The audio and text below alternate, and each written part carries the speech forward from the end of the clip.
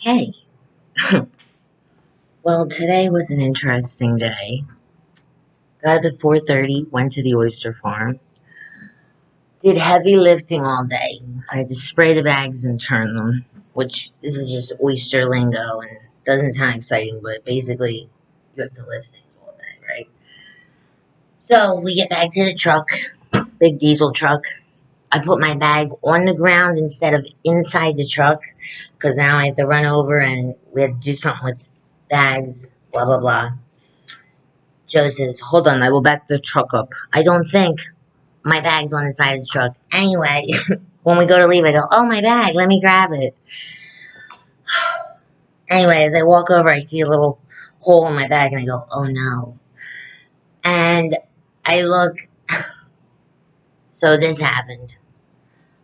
My water bottle is destroyed. It's all smashed up. I'm devastated about this. Here's my pack of smokes. And then this happened. Ah! My phone. So anyway, I had to take a trip to Metro, get a new phone. Joe gave me one of his water bottles. I'm not thrilled about it, but I have to be grateful, right? Um, it's crazy because, believe it or not, I was more torn up about the water bottle. Even though it was my fault, I put the thing on the ground.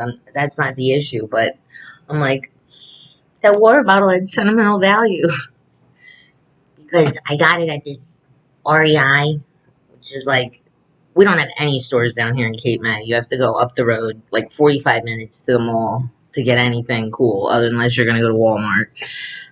So anyway, up in North Jersey, there's like 5 malls in a 10-mile radius, and so anyway, it's this camping store, and something that I learned that I like in my newfound sobriety up there was camping and hiking and all this other stuff. So um, I got it there. It was like $5 on sale, and but I've carried it with me like every day. It comes with me all the time. And my good friend Mark took me there and taught me how to camp and all this stuff. So it has like high sentimental value. And so anyway, I couldn't throw it out. I'm gonna keep it, take the top off, and use it as a drinking cup at home. Takes a lick and then keeps on ticket, right? But I'm like, oh my god, it started me thinking like how PTSD affects me in like weird ways. Cause, and I don't even know if I should really talk about this, but you know, this is kind of a place to speak honestly, or at least that's what I'm choosing to do. And I shared in my last video like how I got the PTI and I went to the first thing and I failed the drug test. Well, the next day, um, I was living with my mom, my stepdad, and my 3 kids at their house, and um, Dyfus went to my house, my mom's house, and they said, either your daughter goes or we're going to remove the children. So in one fell swoop, I went from mom of 3 living in a beautiful home to no kids and homeless. Like that. Boom. September 2015. My entire life changed. And it was like a fucking... I had a complete mental breakdown. Like, I lost it. I was living in a motel. Um, I would go to work. Um, I would go back to the motel. My using intensified tenfold. I became totally depressed. It would be like 3 a.m. in the morning. And they used to have those commercials like, do you have a problem with drugs and alcohol? Call this hotline. And I would call the number and I'd be like, some guy would be like, this is Greg. How can I help you? And I'd be like, Greg, please just talk to me. That's how fucking lonely I was. I would talk to Greg from the drug hotline number at 3 a.m. in the morning. High as a kite. But I didn't even know, like, who to turn to, you know what I mean?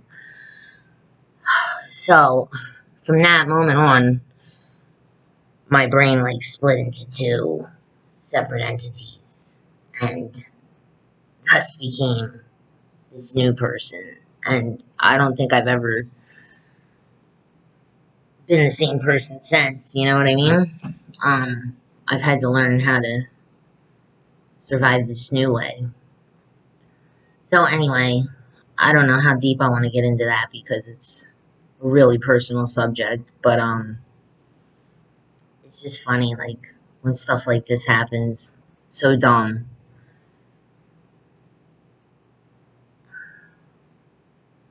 I have a friend, and we have this, I wouldn't say argument, but like a discussion about, they say they removed the word isolation, I think, from their vocabulary, and loneliness, and like they think that it's good to be alone, and like I understand. I think you should be a solid person on your own, and I like my alone time. I was an only child, technically. I have a half sister.